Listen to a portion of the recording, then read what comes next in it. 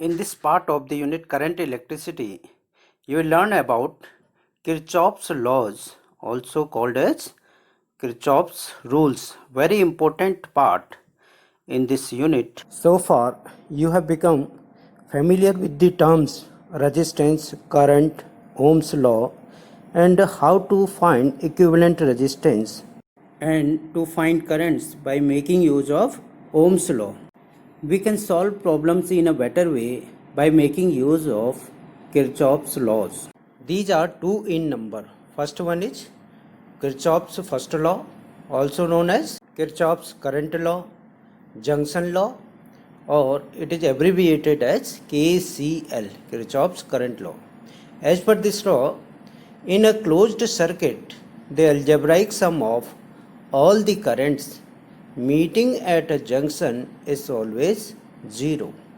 In a closed circuit, the algebraic sum of all the currents meeting at a junction is 0. It is based on the principle of conservation of electric charge. In this diagram you can see current I1 is entering towards the junction, I2 is leaving it, I3 is also leaving, I4 and I5 are entering towards the junction.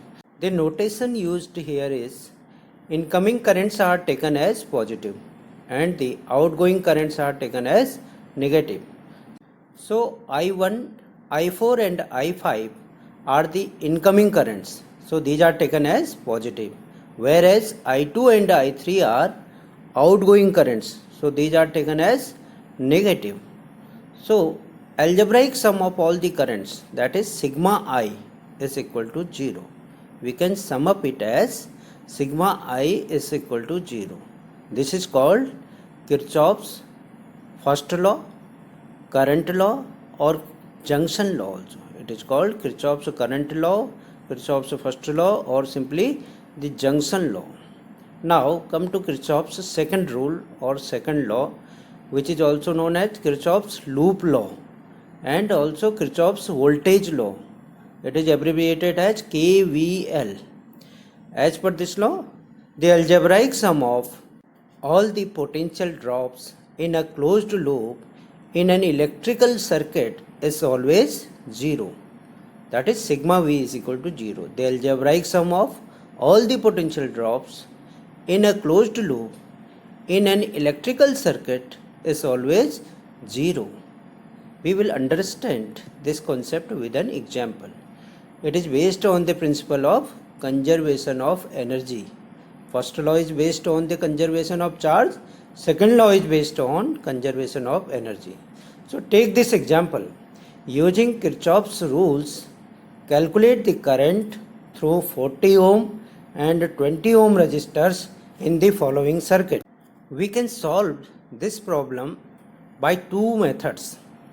The direction of current is not shown to us, so we will take direction of current in two methods in two different ways as per our convenience. In first method, you can see I current is being drawn from a source having terminal potential difference 80 volt at point C.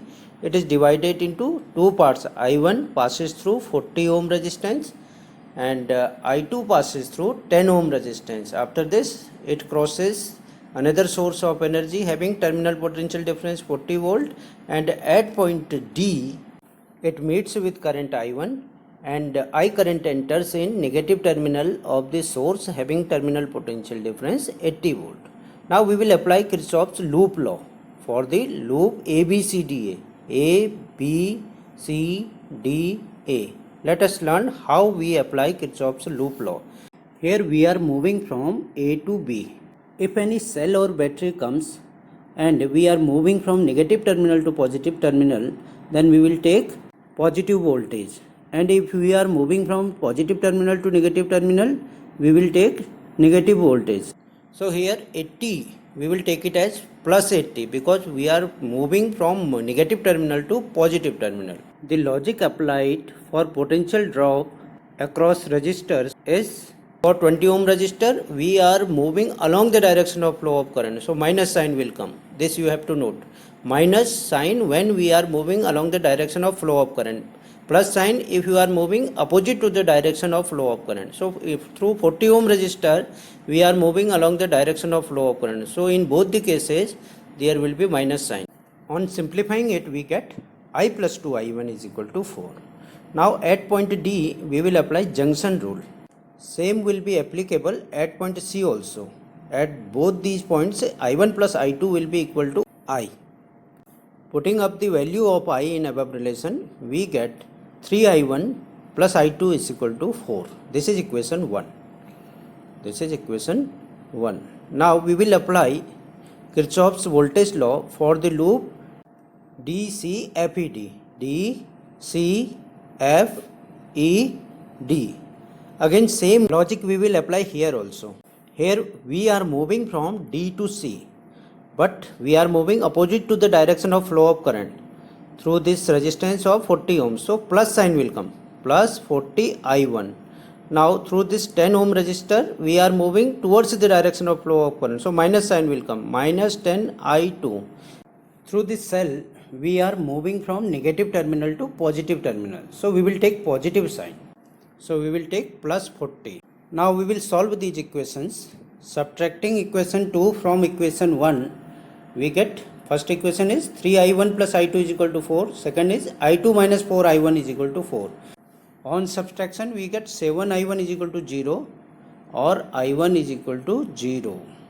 I1, what is I1? I1 is the current which is passing through 40 ohm resistor. Putting up the value of I1 is equal to 0 in equation 1, we get I2 is equal to 4 ampere. So I2 means I is equal to I1 plus I2. I1 is 0, so I is equal to I2 is equal to 4 ampere.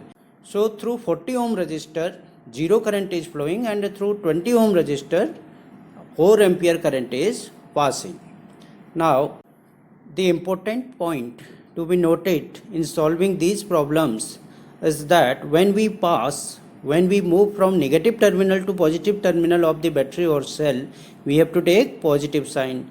And when we are moving from positive terminal to negative terminal, we have to take negative sign before the voltage or potential difference. Similarly, if we are going along the direction of flow of current through a resistor, we will take negative sign.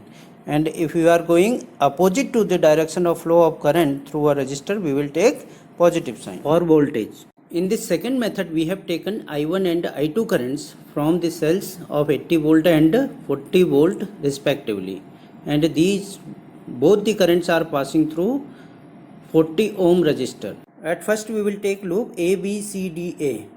We are going from A to B, so from negative terminal to positive terminal, so plus 80 will be there, plus 80 volt we will take.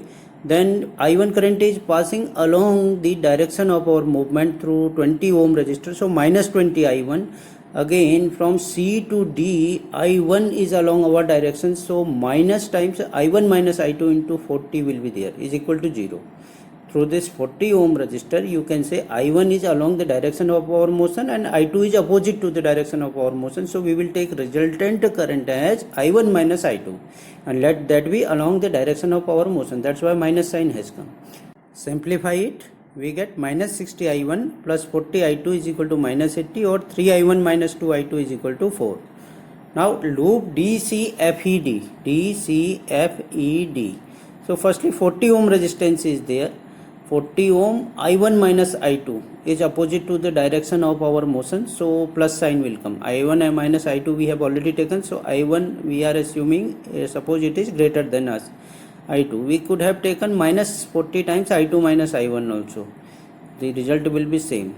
We are passing from negative terminal to positive terminal of 40 volt cell, so plus 40 will come, and minus 10 I2. On simplifying it, we get 40 I1 minus 50 I2 is equal to minus 40, or 4 I1 minus 5 I2 is equal to minus 4. This is equation 2. Now first equation is 3 I1 minus 2 I2 is equal to 4. On solving these equations, we multiply equation 2 by 3 and equation 1 by 4. Equation 2 by 3 and equation 1 by 4, and subtract them. Let these equations be 3 and 4. Now we subtract them, we will get minus 7 I2 is equal to minus 28. or I2 is equal to 4. Minus 7 I2 is equal to minus 28. This will give us I2 is equal to 4 ampere. I2 is the current which is passing through 40 ohm resistor. You can see, and from this resistor I1 is also passing. We will find the value of I1 by putting the value of I2 in this relation. 4I1 minus 5I2 is equal to minus 4. So this will give us 4I1 is equal to 16, or I1 is equal to 4 ampere. So both I1 and I2 are equal. So from 40 ohm resistor, how much current will pass? That is I1 minus I2, that is 4 minus 4 is equal to 0 ampere. And from 20 ohm resistor, how much current will pass? That is I1 is equal to 4 ampere. So results are same in both the methods. That's all about this topic. Thank you.